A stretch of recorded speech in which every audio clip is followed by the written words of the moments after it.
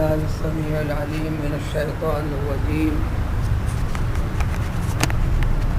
أأنتم أشد خلقا أم السماء بناها رفع سمكها فسواها وأغطش ليلها وأخرج ضحاها والأرض بعد ذلك دحاها أخرج منها ماءها ومرعاها والجبال أرساها متاعا لكم ولأنعامكم فإذا جاءت الطامة الكبرى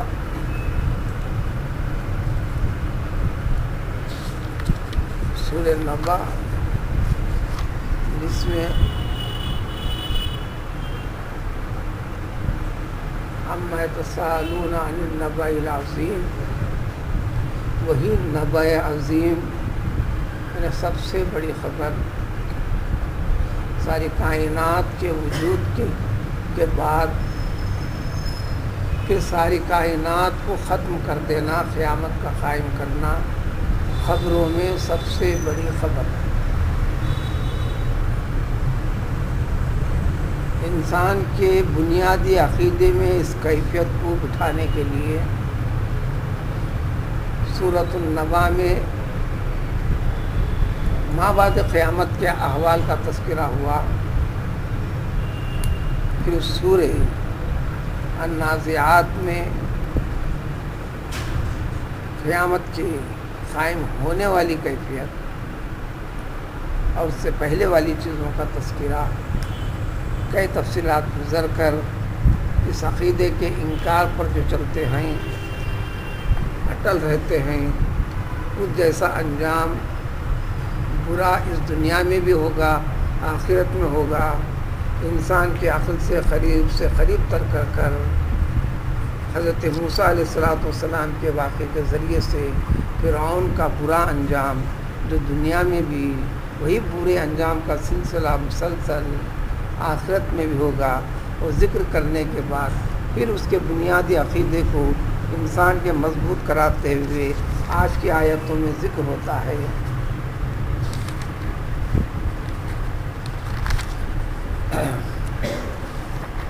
أأنتم أشد خلقا أم السماء بناها رفع سمكها فسواها۔ اے لوگوں، ان لوگوں کے لیے جو ساری کائنات کو ختم کر دوبارہ اٹھانے، ایمان مفصل میں جو 7 چیزیں ہیں اسی کی تفصیل سارا کلام پاک ہے، ایمان سے متعلق، جس میں والبعث بعد الموت کا عقیدہ ہے۔ تعلیمات نبویہ کی ابتدا بھی اسی عقیدے سے ابتدا ہوئی۔ نبی کریم علیہ السلام نے وانذر عشیرتک الاقربین کے بعد جب اٹھے،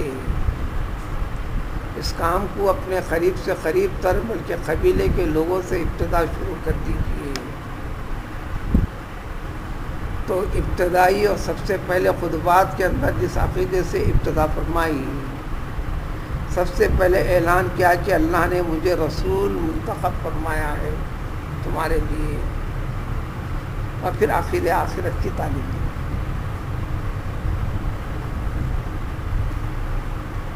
اس عقیدے میں انسان جتنا کمزور، اس کی عملی زندگی میں اتنا کمزور۔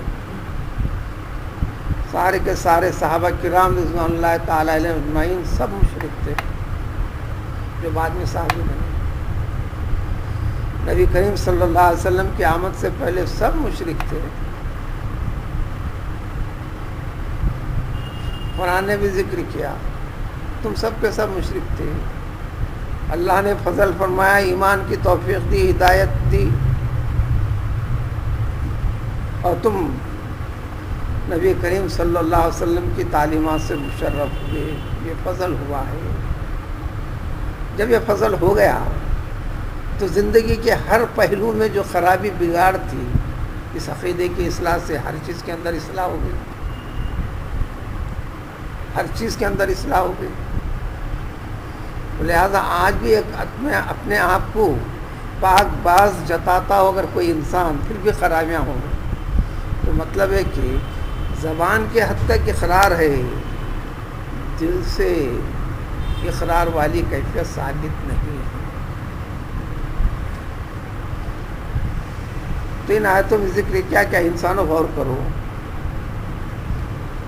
مرنے کے بعد تم کو اٹھائے جانے کا جب تذکرہ ہے تو تم لگے سوچنے میں۔ اب بتاؤ، پیدا کرنے کے اعتبار سے کیا تم کو پیدا کرنا، دوبارہ اٹھانا سب سے زیادہ دشوار اور مشکل کام ہے، یا اس آسمان کو جس کو اللہ تعالیٰ نے بنایا، اس کو مستحکم اور مضبوط اونچا کیا اور اس میں سب یکساں برابر کر دیا؟ انسان کی نظروں میں روز مرہ کا مشاہدہ ہے، بیسیوں چیزیں انسان کی زندگی میں مشاہدے کے ہیں، کثرت مشاہدے سے غور و فکر کو بھول جاتا ہے انسان، قرآن بار بار اس سبق کو یاد دلاتے چلتا ہے۔ دوسری بات، اللہ تعالیٰ کے لیے یہ تشبیہ، یہ مشکل ہے یا وہ مشکل ہے، یہ کوئی فرق والی چیز نہیں ہے، ساری چیزیں یکساں ہیں، برابر ہیں اللہ تعالیٰ کی قدرت کے لیے، لیکن انسان کی فکر کے لحاظ سے، انسان کو سمجھانے بتانے کے لیے۔ اب تم کہو، تم کو پیدا کرنا دوبارہ مشکل ہے، یا یہ آسمان جو سب سے بڑی مخلوق جو تمہارے عقل میں، جو تمہاری فکر میں ہے، اس کو بنانا؟ اس سے اس کو جو تناسب پیش کیا جا رہا ہے، یہ اللہ کے اعتبار سے نہیں، مخلوق کے اعتبار سے، بندوں کے اعتبار سے۔ اللہ کے لیے تو کوئی چیز بھی مشکل نہیں، ساری چیزیں یکساں۔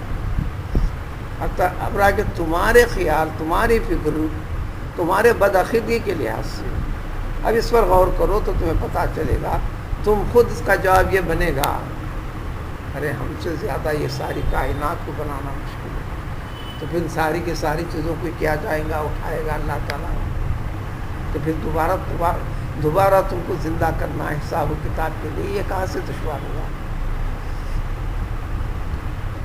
جو ضمن میں جب آسمان کا ذکر ہو گیا، واغطش لیلہ، پھر نظام کو اس کے ساتھ جوڑ دیا، رات کو تاریک کیا، پھر اس تاریکی کو ختم کر پھر دن کو نکالا، روشن کر دیا۔ رات آتی ہے جاتی ہے، دن آتا ہے جاتا ہے، انسان دیکھتا ہے، اس پر غور تو کر، یہ کس کی طاقت ہے، یہ کرنے والی ذات کون ہے؟ وَالْأَرْضَ بَعْدَ ذَلِكَ دَحَاهَا، اس کے بعد اللہ تعالیٰ نے ساری کے ساری زمین کو ہموار کر دیا، بچھا دیا، پھر اس زمین سے